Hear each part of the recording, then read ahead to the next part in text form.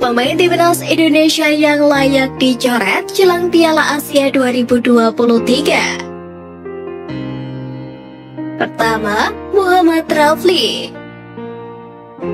Muhammad Rafli yang dianggap tak layak untuk berlaga kembali bersama timnas Indonesia di Piala Asia 2023. Alasan kuatnya Muhammad Rafli tidak begitu tajam di lini serang timnas Indonesia. Ketika striker Arema tersebut diturunkan ke lapangan, dia tidak membawa banyak perubahan bagi timnas Indonesia. Bahkan Muhammad Rafli sangat minim kontribusi.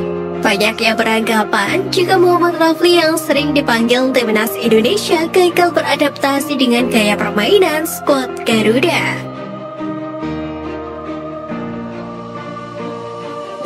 Kedua, Ilyas Spasojevic. Spaso memiliki performa yang kurang memuaskan selama Piala AFF 2022 meski berstatus sebagai striker tajam Liga 1. Striker berdarah Montenegro ini hanya berhasil menyumbangkan 1 gol dan 1 assist yang tercipta saat timnas Indonesia berhadapan dengan Brunei Darussalam. Kedepannya mungkin Sintayong akan mengganti striker berusia 35 tahun itu dengan penyerang haus gol lainnya.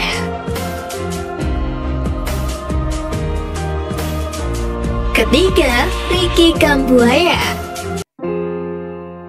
Dari catatan sebelumnya di Piala AFF 2022, Ricky Kambuaya melempem dan lebih sering untuk menjadi penghangat bangku cadangan. Sebanyak 6 kali timnas Indonesia berlaga di Piala AFF 2022. Pemain Persib Bandung itu hanya bermain penuh dalam 2 pertandingan saja, yakni melawan Filipina dan Kamboja, tanpa kontribusi gol ataupun assist. Bahkan dirinya sempat mendapatkan kritik keras akibat dianggap egois.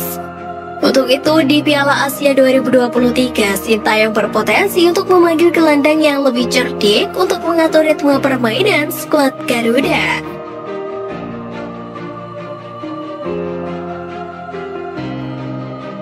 Asnawi Mangkualam diincar klub K-League One. Bek timnas Indonesia Asnawi kembali memancing perhatian klub-klub kasta tertinggi Korea Selatan setelah tampil bersama timnas Indonesia pada turnamen Piala AFF 2022.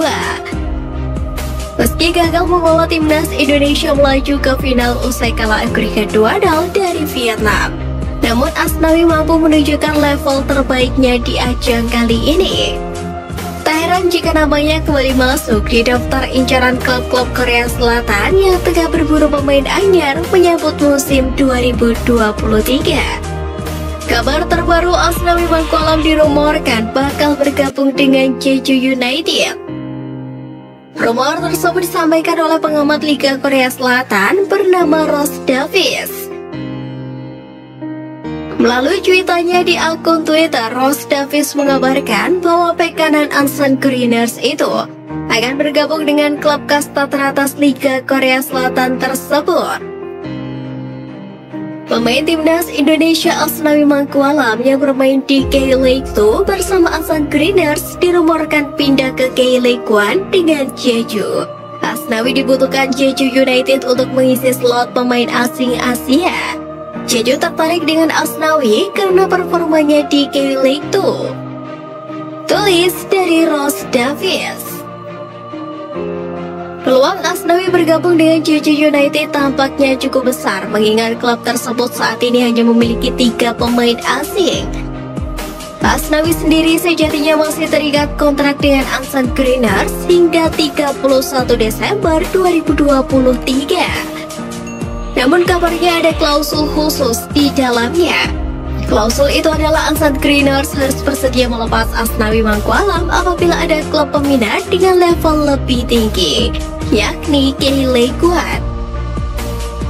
Performa Asnawi selama 2 tahun memperkuat Ansan Greeners juga terbilang cukup apik.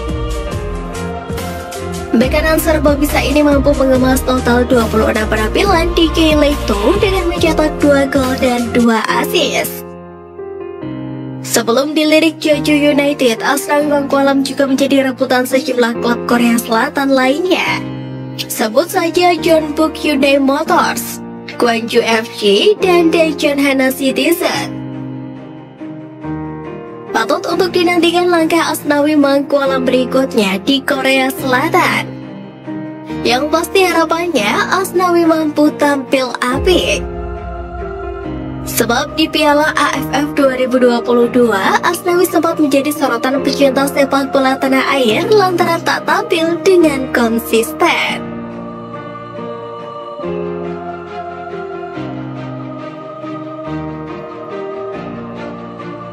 Timnas jadi sasaran ex pelatih Thailand, Nova Arianto pasang badan. Kegagalan Sintayong membawa timnas Indonesia berbicara banyak di Piala AFF 2022 turut mengundang komentar ex pelatih Thailand, Steve Darby. Sebagaimana diketahui, skuad Garuda harus tersingkir di babak semifinal dari Vietnam dengan agregat 2-0. Mengamati panasnya persaingan Indonesia dan Vietnam di Piala AFF, Steve Darby menilai kekalahan itu adalah bayaran mahal yang harus ditebus Sintayong setelah provokasi terhadap Van Hal. Sebelum pertandingan penentuan itu, Sintayong mengunggah video berisikan kompilasi pelanggaran brutal Van Hal selama di Piala AFF 2022.